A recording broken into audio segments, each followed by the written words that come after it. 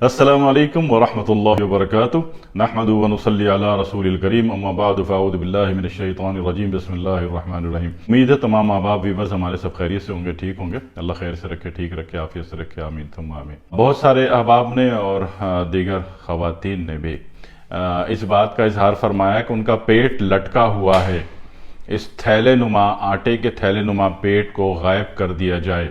تو اس موضوع پہ جہاں بہت سارے کتب میں آپ نے نسخے پڑھے ہوں گے اور دیگر چینلز پہ سوشل میڈیا پہ دیکھے ہوں گے، وہ سارے اپنی جگہ ٹھیک ہو سکتے ہیں، شرط یہ کہ آپ مزاج کو سمجھ لیں، ٹھیک ہے۔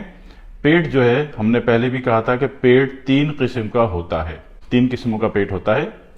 ایک پیٹ تو یہ ہوتا ہے کہ وہ اوپر سے ابھرا ہوا ہوتا ہے، ٹھیک ہے، یہ عضلاتی پیٹ ہوتا ہے، ٹھیک ہے نا، مسکولر ایکٹیویشن ہوتی ہے اس میں۔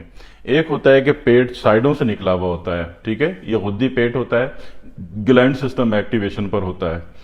اور ایک ہوتا ہے پیٹ لٹکا ہوا ہوتا ہے، ٹھیک ہے۔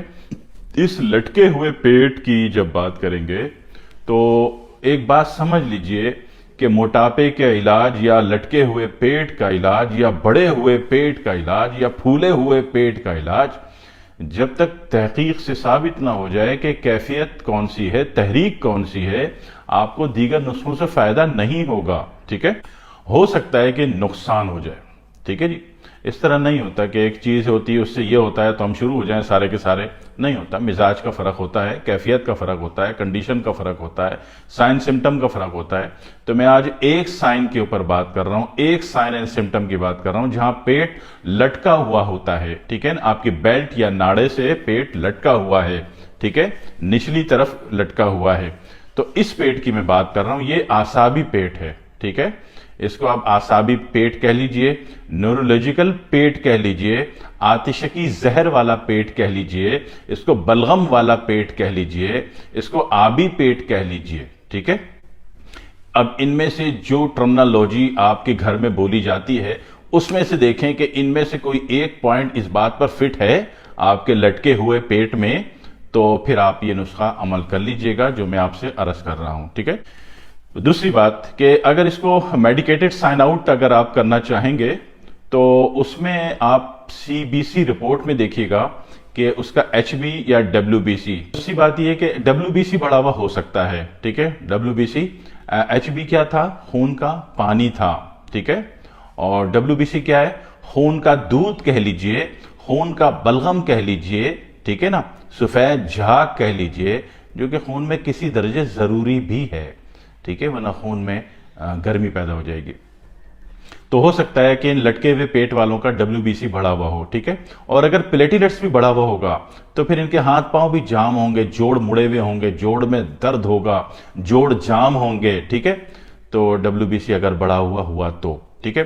آر بی سی بڑھا ہوا نہیں ہوگا، ٹھیک ہے، جن کا پیٹ لٹکا ہوا ہے چونکہ وہ اعصابی ہوتے ہیں اور ان کا مسکولر یونٹ ایکٹیو نہیں ہوتا، لہذا ہو سکتا ہے کہ آر بی سی کم ہو لیکن بڑھا ہوا نہیں ہوگا، ٹھیک ہے۔ بڑھے ہوئے ہونے میں ہم نے کہا ایچ بی انڈیا پاکستان بنگلہ دیش کا اتنا نہیں بڑھتا، وہ صرف انڈونیشیا ملیشیا کا بڑھتا ہے، تو ایچ بی کا پرابلم نہیں آئے گا۔ ڈبلیو بی سی اور پلیٹیلیٹس دو چیز آپ کو دیکھنی پڑے گی بنظر غور کر کے، ٹھیک ہے نا۔ کوئی بھی دنیا کا مرض ہو، کوئی بھی جناب علی آپ سائن اینڈ سمپٹم کو ڈیل کر رہے ہوں تو سی بی سی رپورٹ ضرور دیکھ لیجئے گا، مشکل میں تو میں نہیں ڈالتا، ٹھیک ہے نا۔ جو آسان ترین چیز ہے، آسان ترین، سب سے بیسک، سب سے بنیادی قاعدہ، میں اس کی بنیاد پہ بات کر رہا ہوں کہ سی بی سی رپورٹ کرا سکتے ہیں، ٹھیک ہے، تاکہ آپ کو پتہ چل جائے کہ آپ کی تحریک کون سی ہے بڑھی ہوئی ہے، ٹھیک ہے نا، آپ کی باڈی میں پانی بڑھا ہوا ہے یا بلغم بڑھا ہوا ہے، ٹھیک ہے، یا پلیٹیلیٹس کا گاڑھا پن بڑھ رہا ہے، ٹھیک ہے۔ تو ان چیزوں میں آپ کی تصدیق ہو گئی، تحقیق ہو گئی اور پھر آپ نے دیکھا پیٹ لٹکا ہوا ہے، تو اب آپ جو ہے صرف ایک کام کریں گے۔ ان ساری باتوں سے کیا ثابت ہوا کہ جو تحریک تھی وہ آپ کی اعصابی بڑھی ہوئی تھی، بلغمی بڑھی ہوئی تھی، ٹھیک ہے۔ اب آپ نے اعصابی تحریک کو ڈیلیٹ کرنے کے لیے، ٹوٹل تحلیل کرنے کے لیے، ٹوٹل انسٹال کرنے کے لیے کیا کرنا پڑتا ہے کہ آپ اگلی تحریک میں چلے جاتے ہیں، عضلاتی تحریک، ٹھیک ہے۔ اب عضلاتی تحریک میں آ جائیے اور روزانہ رات کو لونگ دارچینی اس طریقے سے کہ 1 پاؤ لونگ 1 پاؤ دارچینی، دونوں چیزوں کا آپ نے ملا کے ہم وزن انتہائی باریک ترین پسوا لیا ہو، ٹھیک ہے۔